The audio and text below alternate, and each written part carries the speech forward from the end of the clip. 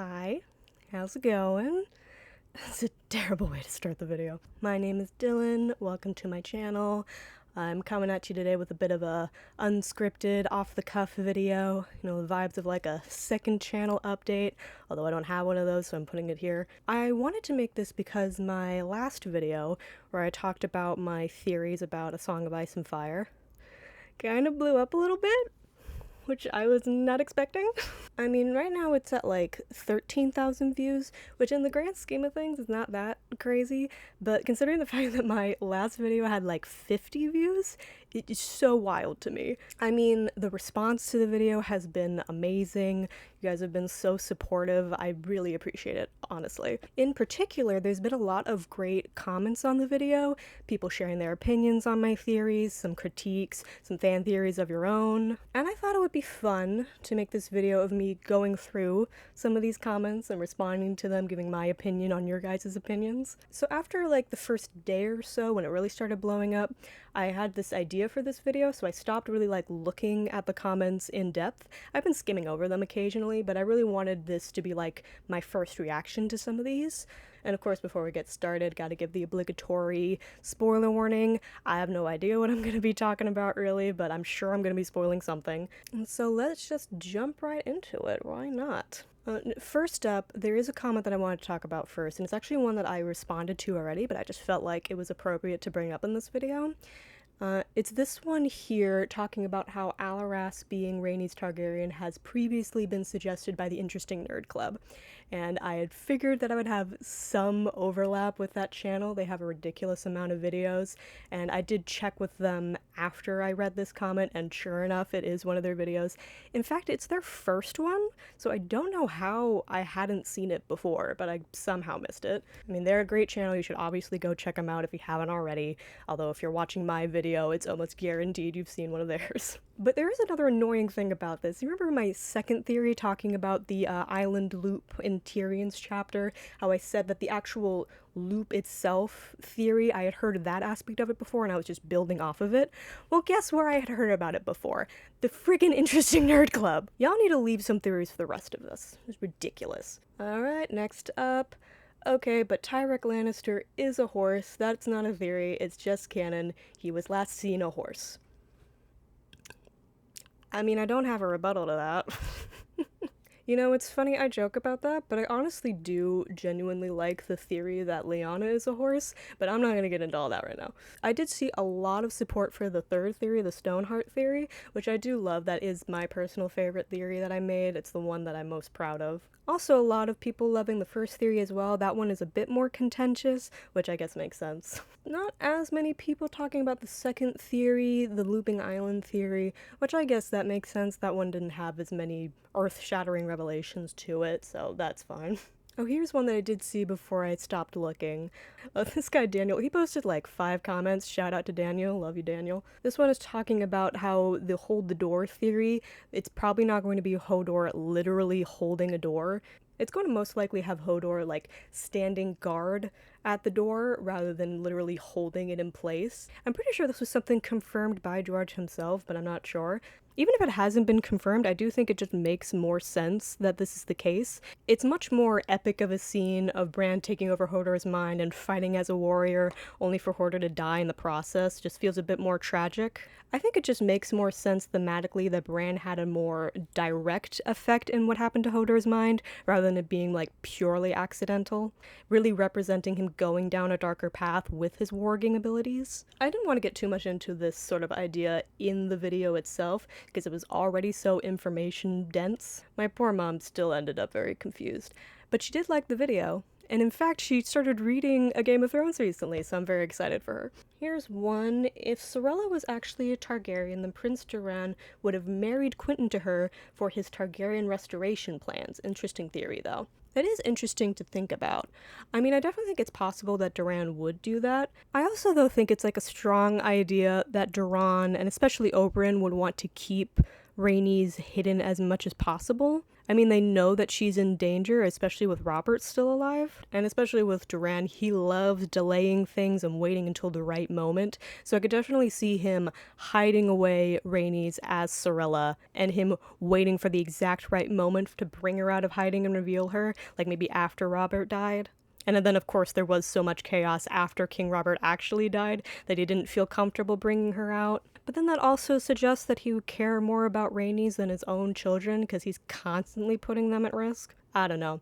I mean, it is a good rebuttal. It's definitely a valid take. I just think that Duran is very capable of fumbling the bag that hard. Oh, here's another comment from Daniel. I'm going to read this one out. Haven't fully heard your Sphinx thoughts, but I think it's important in some ways in regards to fire and blood magic symbolically because sphinxes in A Song of Ice and Fire are depicted with the bodies of dragons with women's human heads attached to them, possibly indicating some type of fusion between man and dragon, hinting at the dragon bond in some way. I saw a couple other comments bring this up as well, and I do think that it's a valid thing to bring up. Another possible thing that the Sphinx is the riddle, not the Riddler, could be referring to. I think one thing people are forgetting, though, is that that's not the only depiction of sphinxes that's present in the book. The Valyrian sphinxes in particular, yes, they have the human heads and the dragon bodies, but the sort of Westerosi depiction of sphinxes, you could say, has a different makeup. They have human heads, the body of a lion, and the wings of a hawk. This is the depiction of the Sphinx that is outside of the Citadel,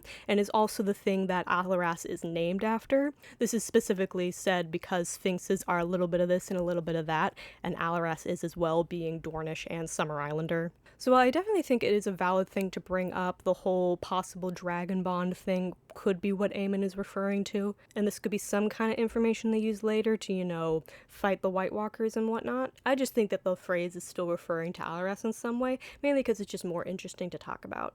It's actually a common misconception that any Targaryens died in Robert's Rebellion. That's what I'm saying. Oh, here's a fun theory. I don't know how common this is, but I've always thought that Dany deciding to go full scorched earth when she hears the bell ringing was a transplanted character bait from Jon Con. In the books, we know that the bells ring when the king has died. We see that from Robert and from Joff. I have this idea that young Griff / Aegon / Phaegon becomes the king before Dany gets there, but he ends up dying, and Jon Con hears the bells, and when he loses it, lights the wildfire catches, etc.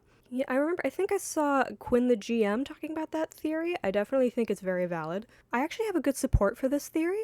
I remember there was at one point in Dance where Jon Con was kind of reminiscing about the Battle of the Bells. He was talking to one of his soldiers about this, and he mentioned, oh, if Tywin was in my situation, he wouldn't have been able to find Robert either. But the other guy responds, if Tywin Lannister was there, he would have burnt the whole town down and found Robert's bones afterwards. So I could definitely see him sort of losing his mind as a combination of the grayscale and possibly Phaegon dying, and then him hearing the bells and that sort of trigger that memory in his mind, and him deciding to go full scorched earth on King's Landing. But yeah, definitely interesting to think about. Oh, here's another critique of my Sorella theory. Okay, but if Sorella is actually Rhaenys, why make her backstory involve a Summer Islander mother instead of just giving her a Valyrian descendant mother from, like, Lys or something? I think there's actually a valid reason as to why the fake mother wouldn't be chosen as someone with Valyrian descent. Because Rhaenys didn't really have any Valyrian features. She was pretty distinctly Dornish. So I think they'd want to prioritize removing her from any sort of Valyrian descent whatsoever, just to keep eyes off of her. Why Summer Islander was chosen specifically when she doesn't have particularly dark skin? I get why they would want to choose a ship captain specifically. I can't remember if Alaras ever specifically claimed, like, by name who his mother is, but if it hasn't and Oberyn just stated for everyone that it was a random Summer Islander captain, then that would be an easy explanation as to why the mother is just not around anymore. And also not too many people interact directly with Summer Islanders, so maybe there's not too many people that would call her out on not having, you know, the distinct Summer Islander features, of course, other than the darker skin. And of course, if it has been established that Sorella's mother is so-and-so from such and such ship, then it was probably that was just a person that Oberyn found that could take some money or some other kind of deal to pretend to be Sorella's mother. And it could have just been the most convenient person at the time for Oberyn to choose and fit at least loosely with what Rhaenys looked like. But anyway, interesting idea to think about. It'd be fun that Oberyn and Ned had in common to have raised their nephew/niece as their own bastard to protect them. Oh, that is a very nice parallel there. Okay, crazy that this is your third YouTube video and your first A Song of Ice and Fire video, because it's an absolutely brilliant. The Ice and Fire fan theory community needs you to make more. Thank you so much. I am so glad that people were so receptive to them. I did think some aspects of these theories were a bit of a stretch, so the fact that the fandom has been so receptive to them has been very reassuring. And also, I do plan on making more Song of Ice and Fire videos. It is just a fun series to talk about. But I do want to make videos on other things as well. I do have a bunch of ideas floating around for future videos, and I don't want to be too pigeonholed into one topic that I have to talk about every time. I do want to talk about things like other books, theme parks, like my first two videos were about, video games, musical theaters, just other things that I'm really passionate about. But hey, if you're just here for a Song of Ice and Fire content, I totally get it, and you don't have to watch those videos if you don't want to. But I will eventually make more videos on A Song of Ice and Fire, so please be patient and don't unsubscribe, please. Okay, here we go. My favorite, maybe even true theory is Jon Snow is actually the son of Ned Stark and random camp follower number 3. We can call her Wireless, but the important thing is that she's not important. People follow Jon Snow because he's charismatic, not because he has some special bloodline. More an untwist than a twist, but it would surprise a lot of people. You know, I really didn't expect the most contentious thing for me to mention in the video was Jon Snow's parents being Lyanna and Ned. I did not realize how widespread it is that people don't believe that's to be a fact. And you know, I get it, nothing is set in stone. George can write whatever he wants. I just find it a little wild that so many people are just not convinced that his parents are Lyanna and Rhaegar, because, like, come on, guys. There's actually another comment about this that I want to talk about. Let me see if I can find it. Alright, here we go. Jon's parents are Ned and Ashara Dane. R+L was the most popular series back in '98, which is what D&D read before having that infamous dinner with George. When he asked them, who is Jon Snow's mother, and they said, Lyanna, he immediately knew that they haven't even read the books and simply went online to the most popular forums and pulled the answer, but he agreed to greenlight the show because, at the time, he thought he was going to be able to finish the saga long before the show caught up to it. Clearly, this didn't happen. I think this is a little bit of a silly thing to say. It was infamously stated that the answer to this question is the reason that George signed off on the show. Because what did Dan and David do before this? Right, because while they had some writing experience, they had basically no producing experience. So it's not like he chose D&D because he knew that they would do a good job producing the show. He had specifically wanted people who had read the books and were passionate about it. So if they had given him the wrong answer in this situation, I really don't think he would have greenlit it. So based on this alone, at least at the time that Game of Thrones was greenlit, Rhaegar and Lyanna were Jon's parents. Again, it is still very possible that Jon's parents are somebody else, but in order for that to be the case, it would have been that George has changed his mind since then. Which is possible. George loves to change his mind about things, but I just don't think it's very realistic for this theory specifically. Jon Snow's parents is one of the first mysteries that is introduced to us, and there's that famous clip of George talking about how if you set up one person being the answer to a mystery and someone finds out that answer and then you decide to change what the answer is last minute, that goes against all of the build-up and foreshadowing that you have done, and it overall weakens the mystery even if it surprised more people. And it's never really satisfying when the red herring turns out to be the actual answer. And it has to be done in a very careful way for it to come across as clever or a good twist. And I think one of those two being Jon's mom only feels like it would be a twist now because we've waited so long. And obviously you can believe whatever theories you want. I am no person to judge. I just think these ideas are from people overthinking things rather than there being like real good contextual evidence for it. Oh, here's another one talking about the Royne. The theory I've heard about the Royne is that it was water magic that got them turned around, and that was to do with the Roynish curse on the Valyrians, which came into effect when young Griff's true identity became known, and was somehow connected to the Shrouded Lord. Not seen anyone else mention the Dornish couple were the ones who did it. Yeah, that's the interesting thing about that theory. I definitely 100% believe that what is happening is them looping around the island. But I definitely think there are multiple valid takes as to how that happened exactly. I obviously believe that it was Ysilla, or that she was at least involved in some way. And especially the people who are saying that it's Wyla or it's Ashara Dane, those were the red herrings that George put forth, would have continued going left in that instance and her not realizing what's happening. So she's either the cause of it or she's letting it happen. But I definitely think it's possible that she isn't the source of it. I mean, like how they said in that scene, the river runs how it will. I could definitely see someone else being the cause of the loop. Like, it could be the Shrouded Lord, especially since Tyrion was originally supposed to meet the Shrouded Lord in a cut chapter from Dance. Or it could be the river doing it itself, like through Garen's curse or something similar to that. So yeah, definitely believe the first half of my theory. The other half can be up to interpretation. I suspect that the last part, the actual wedding between a pregnant girl and a zombie lady, would be too much for George's sensibilities. I know he has written shocking plot twists throughout the years, but I believe he doesn't roll like that. If it was zombie man, maybe, but a zombie lady, that's too much for him, I reckon. I don't know about that. George has written some pretty messed up things before. He's even done some messed up things with women in that sense, like Cersei with Taena Merryweather. So yeah, I definitely don't think George is above letting that happen. You look like the best friend of the protagonist of an early 2000s chick flick. I mean in a good way, lol. Thanks, I guess?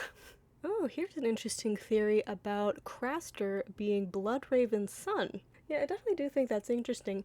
I actually have heard that theory somewhere before. Guess where? Speaking of the Interesting Nerd Club, is someone saying, I'd love to see you present Theory 3 on the Interesting Nerd Club's channel/game format. I mean, that would be fun. I have no idea if they'd be down for that, or if they even think I exist, though. Can we call Theory number 3 the lesbian corpse wedding theory? Oh my god, that is a much better title than the one that I came up with. I am stealing that. You need to talk about the TV series. It's about time I got mad at the ending again. God, I am gonna have to talk about the series at some point, aren't I? God, but do I want to put myself through watching the series again? I don't know, I'll consider it. Mance's baby is named Aemon Steelstrong. Monster is Craster's son. Really? Hold on. Oh my god, you're right. How did I get that wrong? And it's not even like I mixed up their names thing.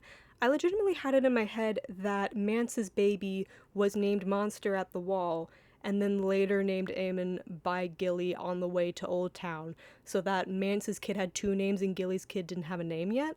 I do not know why that is in my head. For some reason, I'm thinking that Val named him Monster because her sister Dalla died giving birth to him. Am I mixing that up with her talking about Shireen? Okay, that is so weird. I'm sorry that I got that wrong, jeez. Oh, here's another comment on the Sorella theory that's interesting. Don't know if I believe any of them, but who knows, the idea of a switcheroo where Aegon is not really Aegon, but the other child of Rhaegar and Elia did make it out is fascinating to me. I also really like that idea too. I love the idea of the overlooked girl being the one that makes it out in the end. So many terrible things happen to women and children in this series. It's just nice to think that one of the ones that got forgotten, basically, actually turns out alright in the end. Although we'll see what happens with your own. Oh, here's a comment on something I wanted to talk about. It's unfortunate as I love tinfoil, but when asked about the status of Aegon's life before the Aegon reveal, George said that everything he could say was that Princess Rhaenys was found and slayed. Now I want to talk about this for a second, because when was it that George said that? That's right, he said it to a fan back in the year 2000. So this was 25 years ago, and also 5 years before Feast came out, which was when Alaras was introduced.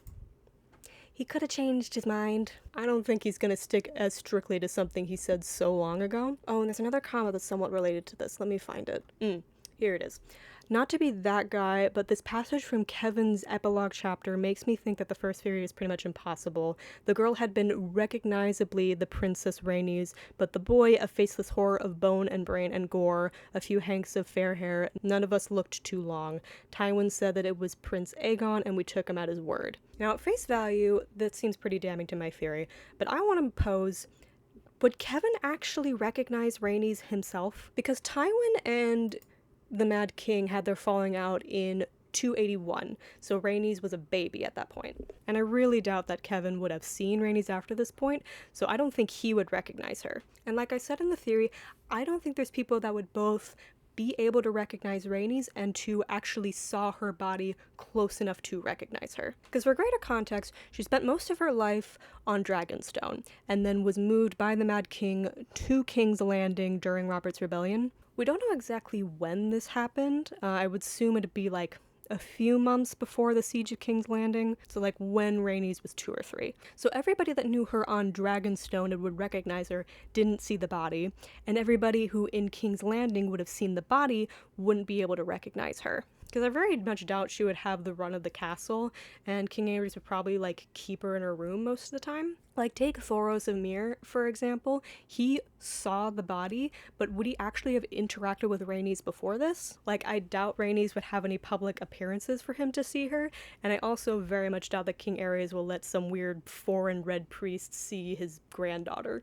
And in fact, someone who probably would recognize Rhaenys, Barristan Selmy, never saw the body. So I believe, and correct me if I'm wrong here, that the only people that would both have seen the body, like, up close through all the wounds and would be able to recognize whether or not this is Rhaenys would be Varys, Jaime, and Pycelle. Now, Varys, even if he wasn't the one to sneak Rhaenys out, I could totally see him just not telling anybody for the chaos of it all. And as for Jaime and Pycelle, they're both very much aligned with Tywin at this point. And Tywin presenting the dead babies to King Robert was what got him a lot of favor in the king's eyes. So I could definitely see these two coming up to Tywin and being like, hey, that's not really Rhaenys Targaryen. And then for Tywin's response to be, well, you better lie and tell him that it is. So yeah, I'm definitely not saying 100% that baby was swapped out, but I still very much think it is possible that this baby swap happened, and that the fact that she was recognizably Rhaenys doesn't really mean that much. Although I will say, in that comment I mentioned about what George said about Rhaenys, that other theory you came up with, also very fascinating. I'll just say that. The second Red Wedding theory reminds me of another variation on the topic that I heard of Lady Stoneheart giving the kiss of life to Robb/Greywind's stitched together body, assuming she can find it. I definitely like the idea of Stoneheart giving the kiss of life to someone, and that being the culmination of her arc. Like if somehow Arya dies and she gives up herself to bring her back, or something along those lines. I do really like the idea of Stoneheart being the one that brings Jon back through the kiss of life. Not only would that be a good culmination of Stoneheart's arc and her bringing back her humanity, but I also think it would be a good culmination for Kat's arc as well. That she shouldn't be taking out her anger on Jon for Ned's mistake, and he does deserve a chance at life. But of course, it's pretty much impossible for her to get there in time, so oh well. Ooh. IDK if I buy that Alaris is Rhaenys, but it could explain the Red Door situation. If Dany really was lied to by Viserys, then he told her that they grew up in Braavos, and they actually grew up in Dorne, then a secret marriage alliance with someone who has a better claim than Dany in the event of Viserys' death might be a reason for that deceit. IDK maybe. That is an interesting thing to think about. Like, maybe Jerome's original idea was to engage Viserys and Rhaenys with one another, but maybe Ser Derry, who was sort of their guardian at this point, didn't believe that that was actually Rhaenys, and so to compromise, he engaged them to Arianna instead? I don't know, I'm just kind of spitballing here, but that is an interesting thing to think about, the whole lemon tree conspiracy and how that fits into all of this. Where did you get the crewnet from? It's dope. I got it off of Etsy. Let me see who it was that I got it from. Alexis Design Shop GB. That's who I got it from. Yeah, it's very nice. It's nice and soft. It comes in a bunch of different colors. Hashtag not sponsored. Yeah, I wanted to get some non-officially distributed merch, because Georgia's merch, it's more like figurines and stuff, and I'm more into like clothing as merch. And of course, the official Game of Thrones merch sucks, so. Greywind didn't die. Reynold broke him out of his net, and they went over the edge of the bridge. Who the hell is Reynold? Oh, that's right, Jane Westerling's brother. If y'all are gonna learn anything about me in this video, is that I suck ass at remembering names. As for that idea, I mean, live your truth, man. The books are done, he just won't release them until he dies. That would be a wild thing for him to do. Yeah, I guess I'll throw in my 2 cents about how long the books are taking to come out.